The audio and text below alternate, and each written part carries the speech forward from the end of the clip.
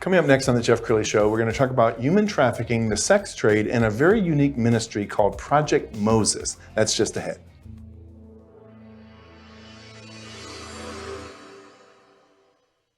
Many are predicting that the worst is yet to come, which is unfortunate, said one person here. Until now, they've enjoyed the reputation of being the nation's icebox. Watched a burglar in his home this morning by webcam. As a journalist of over 25 years, stories are what make my world turn. Reporting live from the Dallas newsroom tonight, Jeff Crilley, Fox 4 News. But in 2008, I took the jump from my familiar life and started a PR firm from my home. We're talking about anyone with a camcorder like the one I'm using becomes a television network. We started slowly growing the company, and we now have over 100 clients, and we've branched into the world of live digital broadcasting. I now own 8 different TV studios and have a huge team. And the stories that I now get to share are sometimes the most important of my life. Life has a funny way of coming around full circle. This is the Jeff Crilley Show.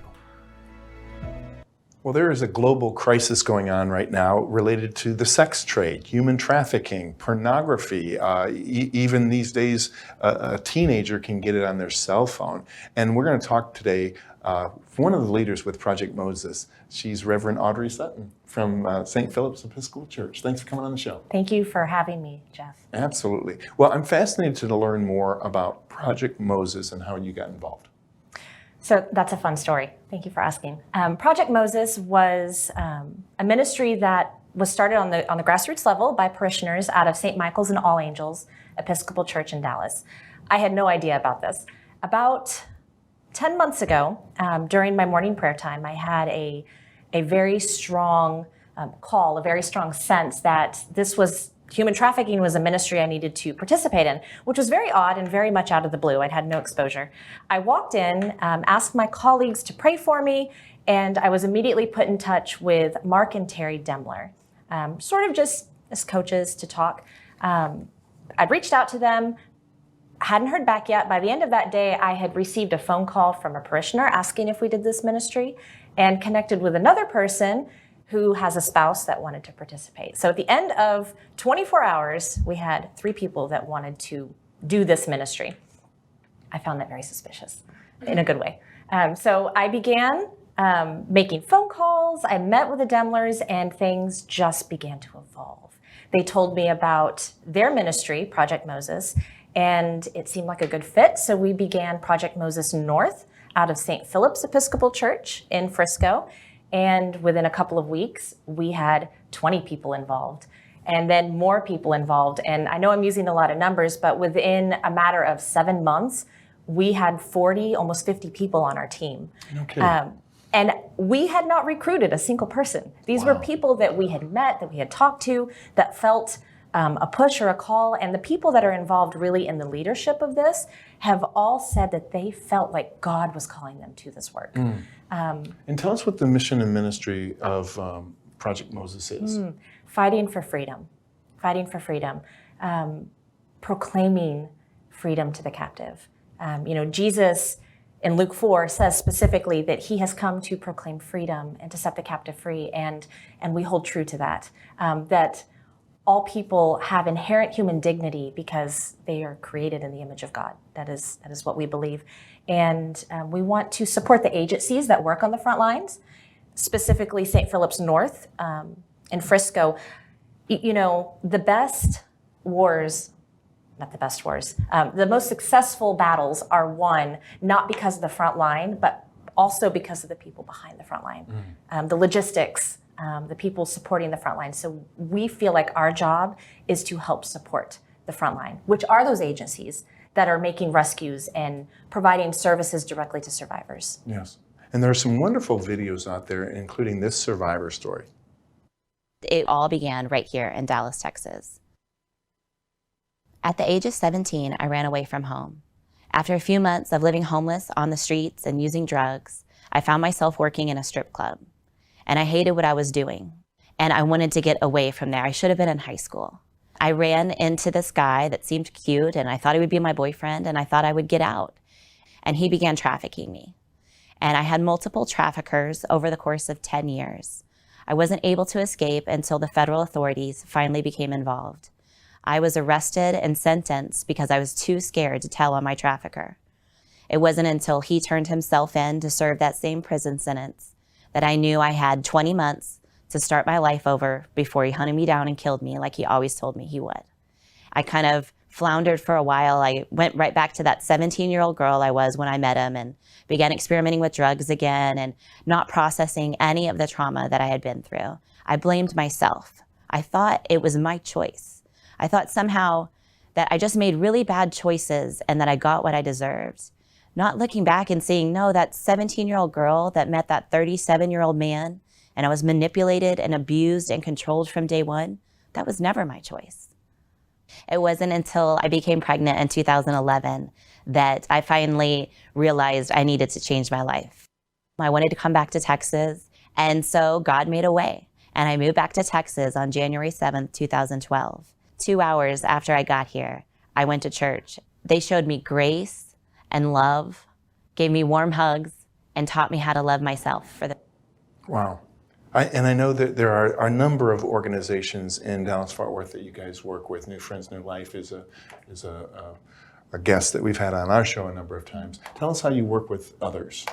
So we are part of the North Texas Coalition Against Human Trafficking, which is a large network in North Texas of different agencies, churches, and other ministries that help in the fight against human trafficking. One of the primary ways that we fight back against this is through education. If you stop the demand, if you stop the pipeline, if you educate young people, adults, and everybody in between, you know what to look for. You know what to not participate in. So we reach out to these agencies like New Friends, New Life, Poema, Shepherd's Watch, a number of other organizations, and they help us to do that. So we've really partnered with them, and where we can, we offer them support, financial support, with ministries, being boots on the ground when we can, and those sorts of things. Sure. We've got some just generic, I'm going to call it sex trade video. For the person watching saying, well, some of them are coerced, but others are doing it willingly. They're paying their way through college. What do you say to that person who says it's a victimless crime? It is not a victimless crime. For a person, I say a person because human trafficking, sexual exploitation does not know age or race or gender. This affects all people in all places. Even you sitting in your home or your office right now, this is in your community, just like it's in my community. If somebody is already in a place, if a person is in a place where they are being sexually exploited or participating in the sex trade, their human dignity has already been compromised.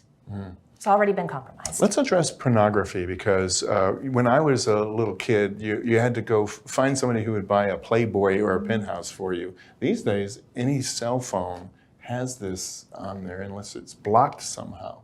Yes. Sadly, yes. And pornography is a piece of this terrible puzzle. It truly is. It's hard to name specific statistics, and I know that there are some research studies that have happened, and there are professionals that do have statistics. I am not somebody that can ramble those off to you right now. But there is an increasingly concerning number of people coming forward. They have been coerced into pornography. If you are purchasing pornography from a website, you are part of the demand. And those pornography websites are housing children that are being trafficked, young girls that are made to look like adult women, young men that are made to look like adult men, and then their content is being sold. Content that has not been licensed, content that cannot be given permission for because they are minors. And just as a side note, any young person that is sexually exploited under the age of 18 is considered human trafficking legally. So purchasing pornography in any form is participating in that demand, is participating in that. I want to know about you and when you got the calling. And as you're telling us about this, I want to show on the screen you preaching. This is just a clip. I think you were a visiting preacher at another church that day. Yes. When did you get the calling? The call into ministry or the call into human trafficking ministry? Let's do a call into ministry. To ministry. That is a long story. When I was a teenager, actually at this church that I'm a guest preacher at, there was a lovely woman that was our youth Bible study leader, and I remember telling her, I think I want to be a nun. I think I want to be a nun. God had other plans. And I went into youth ministry. I went to school for youth ministry, and the call really started to form in 2013. By 2016, I had had a distinct spiritual experience where I knew I was called. I began to tell the priest that I worked under as a youth minister, and also my spouse, and everybody was like, yeah, it's about time. Wow. So others saw the call before I did. And that's what's really interesting about this human trafficking call, is it felt very similar. It felt very similar. I knew without a shadow of a doubt that this was a work that I was called to. When your eyes just light up when you talk about it, do you feel like this is you're going to be your legacy? This is why you were put on the planet? Is this it? I don't know. I hope that my legacy would be a God-fearing woman that attempted to follow in the steps of Christ. That's what I would like. But if I can help a few people along the way, then that's wonderful. Outstanding. Yeah. Okay, we only have a minute or two left. Final thoughts, and look into that camera on the left, because that's the viewer. What do you want to say to the person who is curious about this, wants to get involved, also is feeling called to help? Yeah. Believe in yourself. Be brave. Take that first step. Every person that is educated, every person that hears about this is one more person that is part of the solution. It's one step closer to saving people that are being held against their will in any form, through coercion or force. You can participate in Project Moses. We would love to have you join us. You can find us by doing a quick Google search, Project Moses, which will take you to the St. Michael's and All Angels website. That's the Episcopal Church in Dallas. Or you can go to stphillipsfrisco.org, which is our Episcopal Church in Frisco. Go to the Missions tab and find Project Moses under that tab.